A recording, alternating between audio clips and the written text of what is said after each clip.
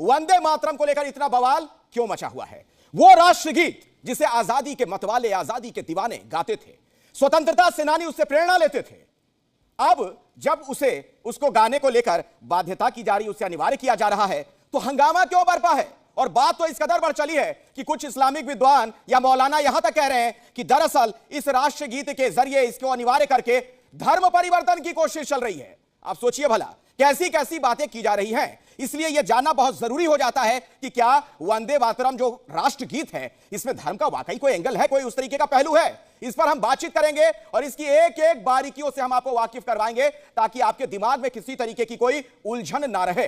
और इसीलिए यह खास शो लेकर जी न्यूज आपके सामने हाजिर है। आप देख रहे हैं मेरे पीछे जनता जनार्दन है, पब्लिक है, इनसे भी बातचीत होगी। और आज इस शो में जो बहुत ही खास मेहमान हैं, अक्सर उन्हें टीवी चैनलों पर आप देखते हैं, सुनते हैं, डॉक्टर सुधांशु त्रिवेदी, भारतीय जनता पार्टी के तेज तर्रार प्रवक्ता और राज्यसभा के सदस्य। मैं आपका स्वागत करना चाहूंगा सुधांशु जी, बहुत बहुत स्वागत है, आ जाए आप।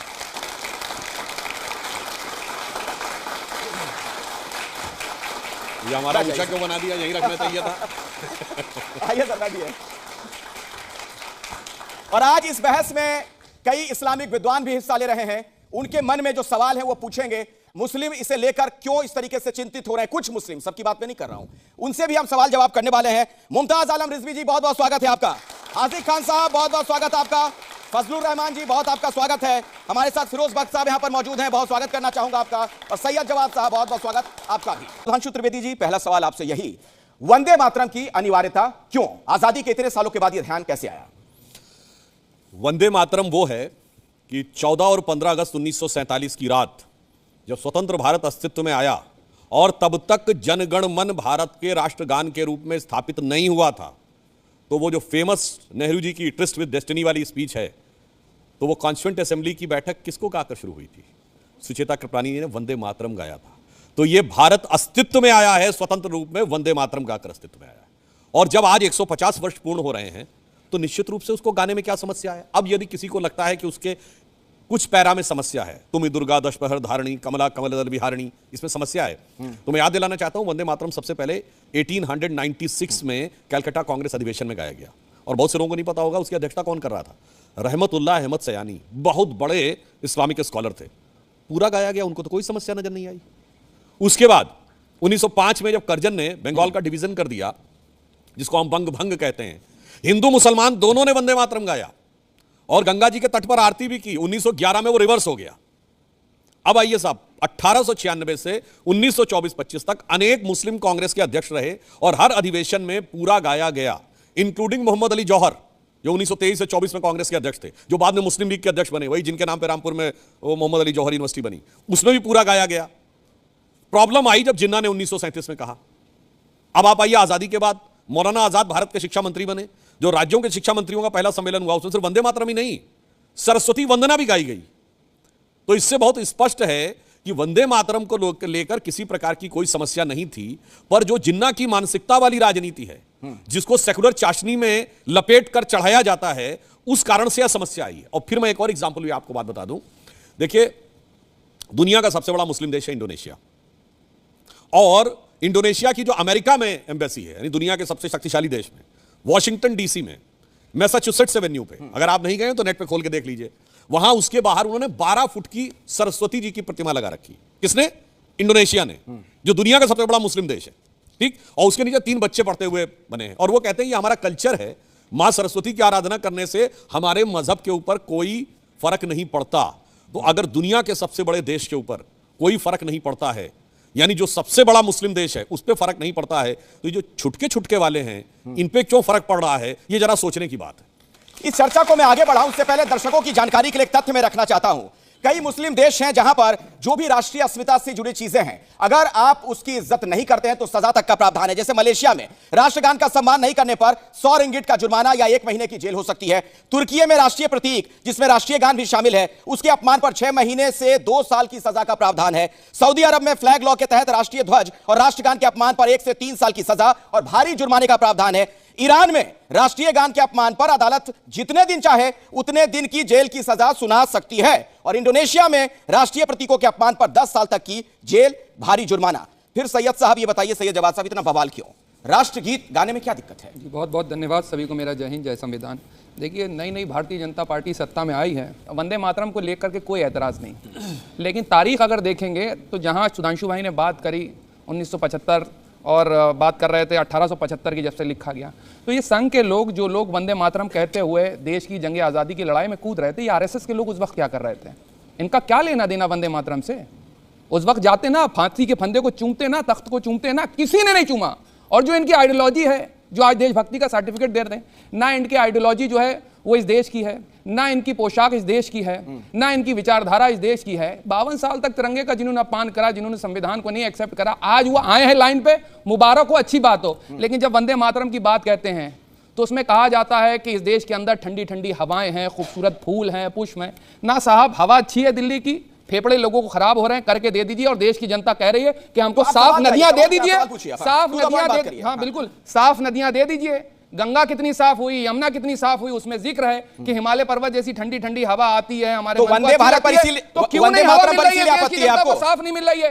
सुनिए तो, अरे छोटे में ना सर, और भी है ना आपके साथियां बैठे, जितनी चीजें उसमें कही गई हैं, आप इस देश की जनता को, नौजवानों को दे दीजिए। दिन रात लोग वंदे मातरम कहते रहेंगे, ना अच्छा रोजगार है, ना अच्छी हवा है, ना अच्छा पानी है, ना अच्छा स्वास्थ्य है। क्या अच्छा है बता दीजिए 11 सालों के अंदर?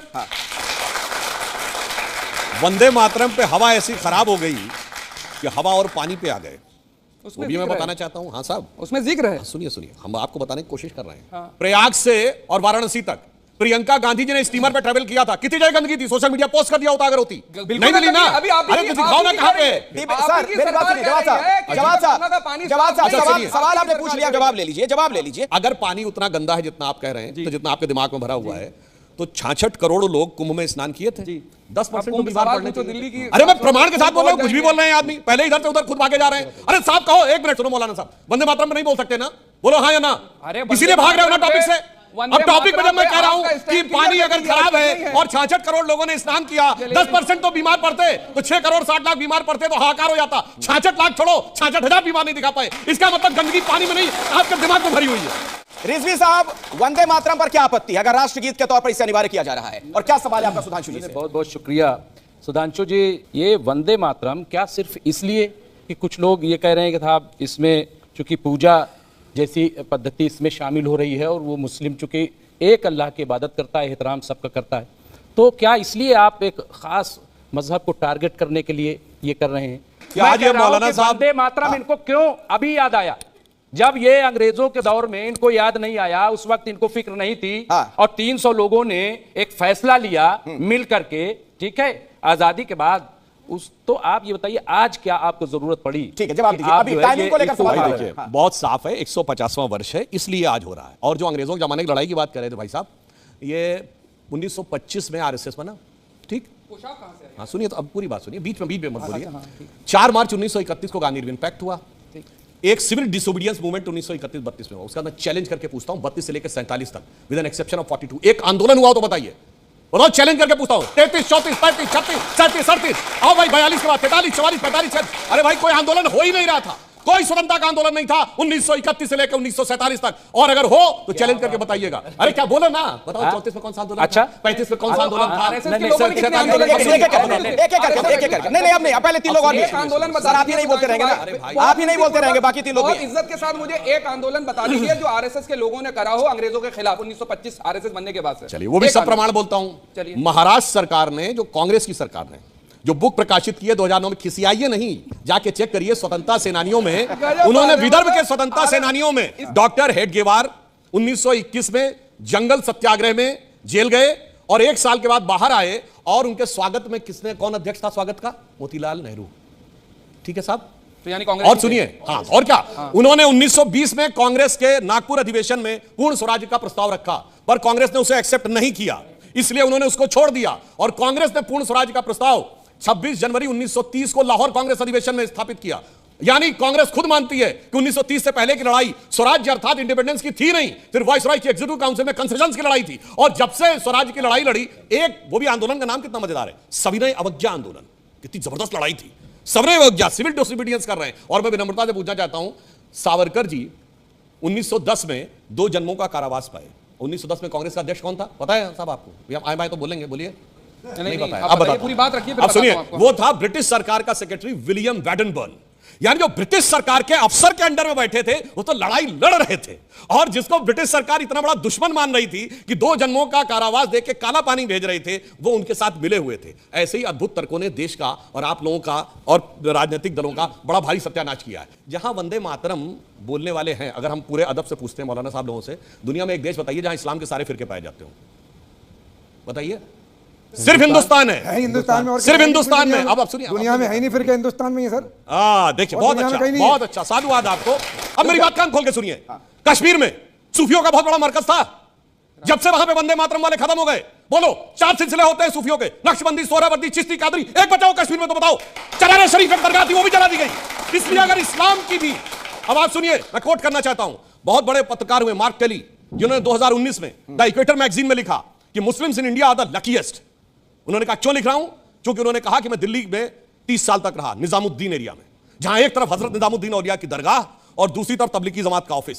उन्होंने कहा दुनिया में कोई मुस्लिम देश होता, ये दोनों डाइवर्जेंट इंस्टीट्यूशन एक साथ 30 साल सर्वाइव नहीं कर सकते थे, किसी एक ने दूसरे को खत्म कर ही दिया होता। पर भारत के मुस्लिम लकी इसलिए हैं क्योंकि वो अपने मजहब में जैसे चाहें वैसे इबादत कर सकते हैं। और भाई साहब, जहां वंदे मातरम वाले हैं वही दुनिया में इकलौते ऐसा मुस्लिम आबादी है जहां मस्जिदों में धमाके नहीं होते, वरना जहां निजाम मुस्तफा हो जाता है, पाकिस्तान में रावलपिंडी में धमाके होते हैं, काबुल में धमाके होते हैं, सीरिया में धमाके होते हैं, इराक में धमाके होते हैं। तो मुस्लिमों का भी जो भाईचारा आपस में है वो वंदे मातरम की वजह से। हाजी खान जी, हाँ, क्या कहना चाह रहे हैं? हम ये कहते हैं कि शैतान जी, ये देश हिंदुस्तान के हिंदू और मुसलमान भाईचारे के साथ रहेंगे, यकीन हो कि ना हो। तो इससे क्या भाईचारा बिगड़ रहा है, ये कहना चाह रहे हैं? आप सरकार में जवाब दीजिए। सरकार में सरकार की जिम्मेदारी होती है कि अपने सारे नागरिकों की दिल की जोई करे। पंडित जवाहरलाल नेहरू ने इसको जब मान्यता दी, उसमें देश के हिंदू मुसलमान की भी मजहब की भी इन्होंने कहा कि किसी दूसरे के आगे सिजदा नहीं करते। ये बादशाहों के आगे ये क्या होता था? वो जो करते हैं वो भी सुनता, वो भी सुनता। बादशाहों के आगे जब वो भी सुनता, वो भी गुनाह था। ये सलाम होता है, सजदा नहीं होता। सलाम और सजदा बादशाहों के आगे जब बोला जाता था बा अदब बा मुलाहिजा होशियार, तो क्या कहा जाता था? सजदे में निगाह रहे, तमाम होश खिरत पेश बादशाह रहे। गजब है साहब। ये बादशाहों के आगे इस्लाम की नहीं है। हम जी रहे हैं, कर रहे हैं वो बादशाह। अगर आज मोदी जी को लोग कोई सलाम कर रहे हैं तो वो उनकी जिम्मेदारी है। फजलुर रहमान साहब। डॉक्टर साहब, क्योंकि आपको शायरी बहुत पसंद है तो मैं भी एक शेर से आगाज़ करता हूँ कि आपस में मिलजुल के रहो तो जाने हम, और नफ़रत के शोलों से बचो तो जाने हम, कि बाद में बनना हिंदू मुस्लिम सिख ईसाई, पहले एक इंसान बनो तो जाने हम। अगर हिंदुस्तान को वंदे मातरम गाने से रोज़गार मिलता है तो हम गाने के लिए हम भी तैयार आपके साथ। और इसी तरीके से नफ़रतों का दौर ख़त्म होता है, मोहब्बतें आम होती हैं, तो उसके साथ भी मैं चलने के लिए तैयार हूँ आपके साथ। आप गाइए, हम गाएंगे, लेकिन आप वादा कीजिए कि हिंदुस्तान में जो नफ़रतों का दौर एक चल रहा है ये ख़त्म हो जाएगा इसके गाने से। ठीक है, अब जवाब दूं। दो बातें इन्होंने कही, वंदे मातरम बनने से रोजगार मिलता है, ये मुर्शिदाबाद में बाबरी मस्जिद बनाने से रोजगार मिल रहा है? बिल्कुल नहीं। ठीक, नहीं, सुनिए। दूसरी बात, आपने कहा कि नफरतों का माहौल, तो ये बताइए सरतन से जुदा नफरत वाला है डायलॉग की नहीं? बिल्कुल नफरत वाला है। ठीक है। सरतन से जुदा अभी आना शुरू हुआ, इससे पहले तो नहीं था। और सरतन से जुदा यही नहीं है, ऑल ओवर द वर्ल्ड है, ऑल ओवर द वर्ल्ड है। अब सुनिए, हमारी सरकार आने से बहुत पहले की बात कह रहा हूं, जब तो कोई मोदी जी की सरकार नहीं आई थी। ये केरल में फादर जोसेफ का हाथ क्यों काट दिया गया था? वो भी तो क्रिश्चियन थे, इसलिए कि कुछ बुरा लगा था कि साहब ऐसी बात कैसे बोल दी गई। क्लास में आके फादर जोसेफ का हाथ काट दिया गया।